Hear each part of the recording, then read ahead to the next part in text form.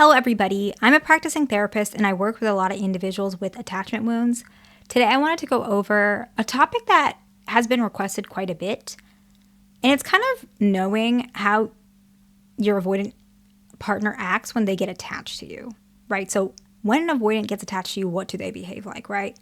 And I think the reason why people get confused about this is because avoidant individuals are in denial when they do get attached. And so a lot of times they can even say things like, I don't get attached, or I'm not the type of person who gets attached to anybody, or I don't need anybody, right?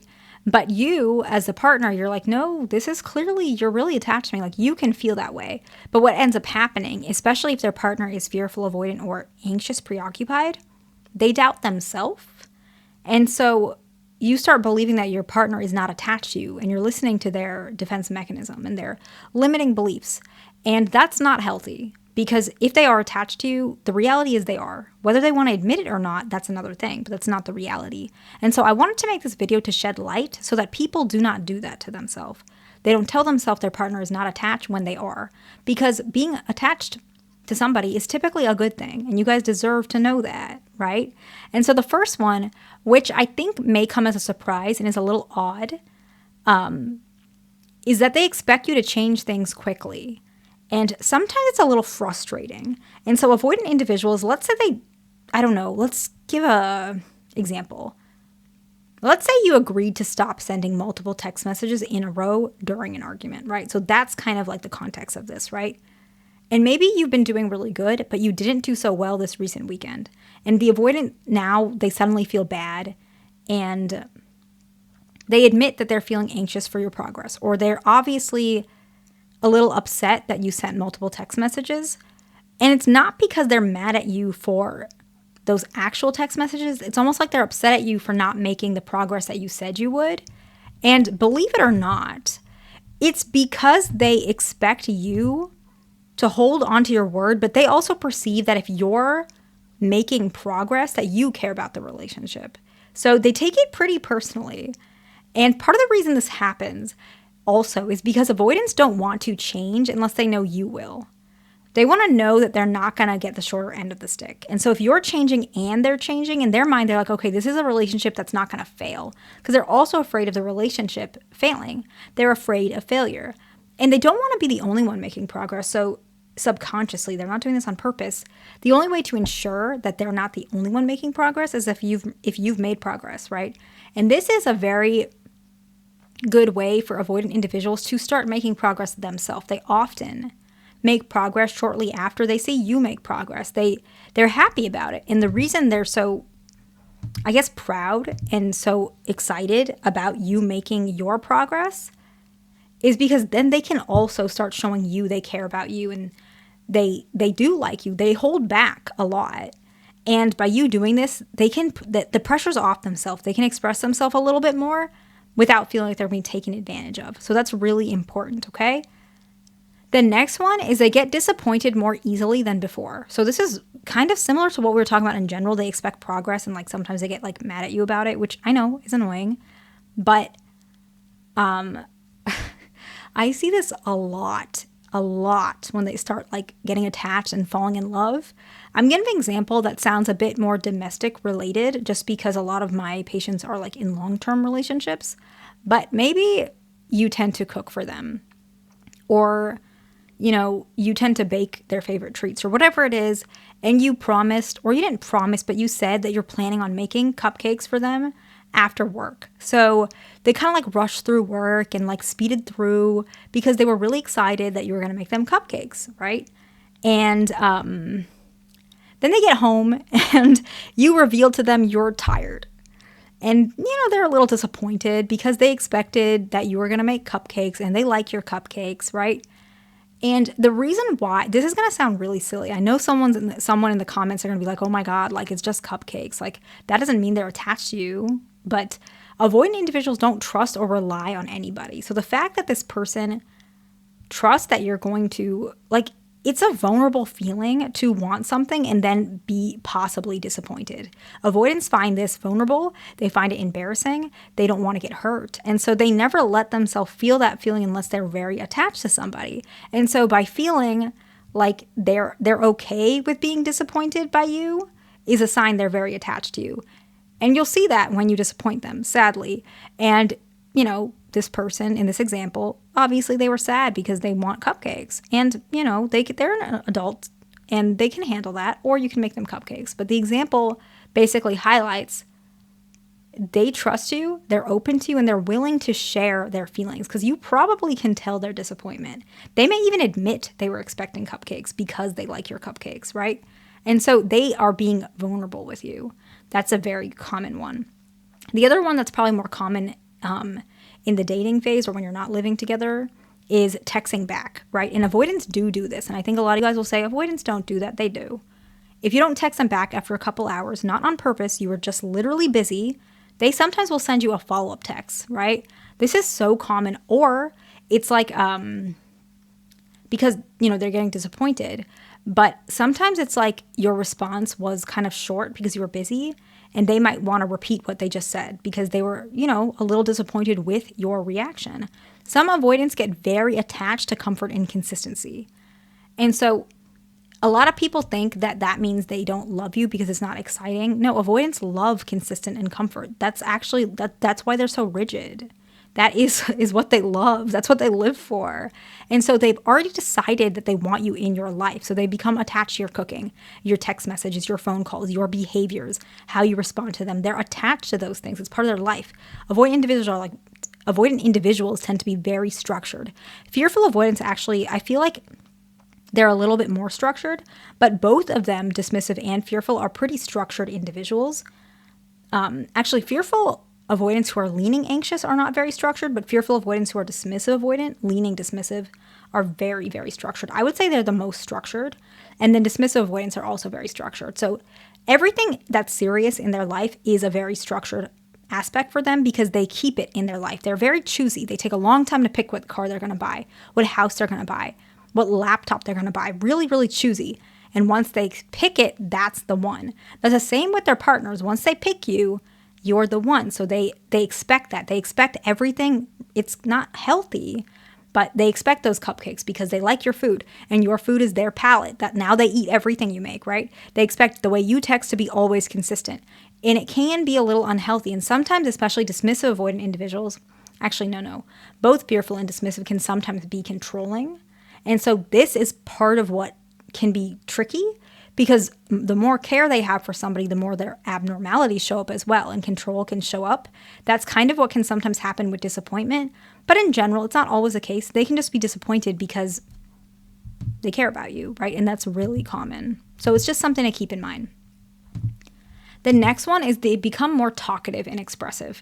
I really love seeing this because to me, it feels like, we're making progress in therapy, but it's also that they're getting attached to their partner. They do it with their partner a lot. Maybe before they didn't express, much about themselves at all, but now they're sharing the books that they're reading and, what happened at work and the meeting they're having, or their boss was difficult, or they don't like this coworker. They open up. Some things are so small to other individuals, but can be so important to an avoidant individual. Like a lot of my patients like to collect things like cards, like card games. They like to collect like cards or guitars, coins. I know this sounds so silly. It's just the way some people are. Like certain equipment for like music, making music. A lot of things like jerseys, certain types of lots of types of collections. I have a lot of patients that tend to collect.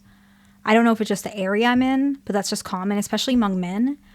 And a lot of times these are like hobbies. And sometimes a lot of patients are very ashamed of these types of habits just because they think it's like maybe going to be looked down upon. A lot of men specifically, so avoidant men, they feel like their partner may make them have to get rid of their hobbies. And so they might be very, unwilling to admit how much they love their hobbies.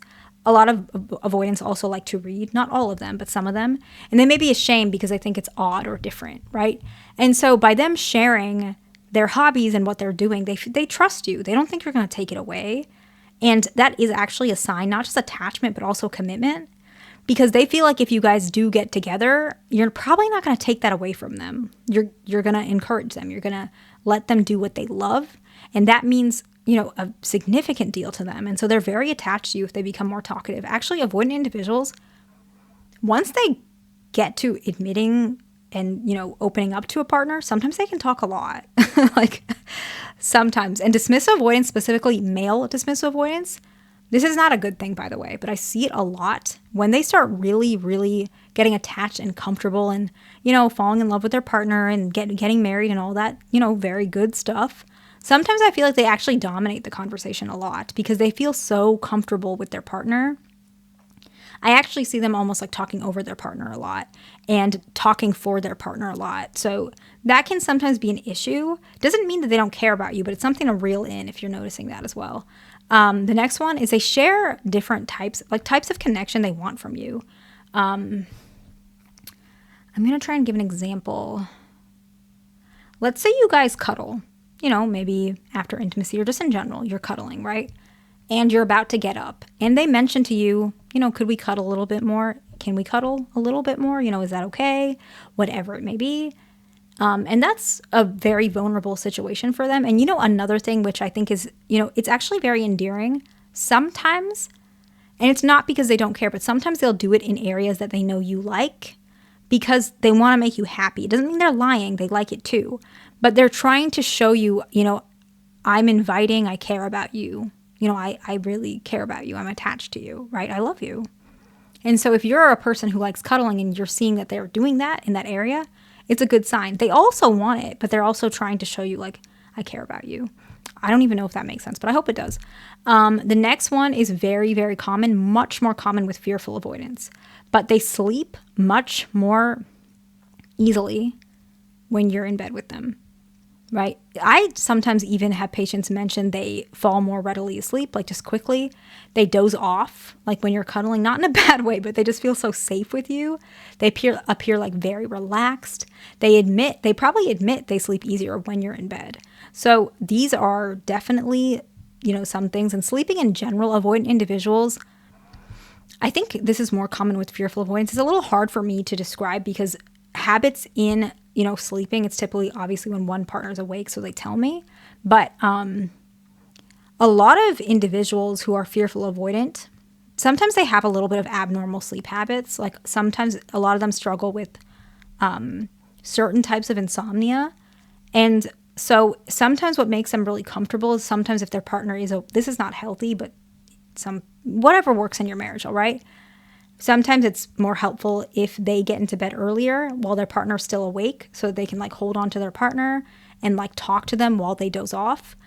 So these are signs that an avoidant gets really attached to you, and fearful avoidants really love that because fearful avoidants tend to have a complex relationship with sleep. Not all of them, but quite a bit of them.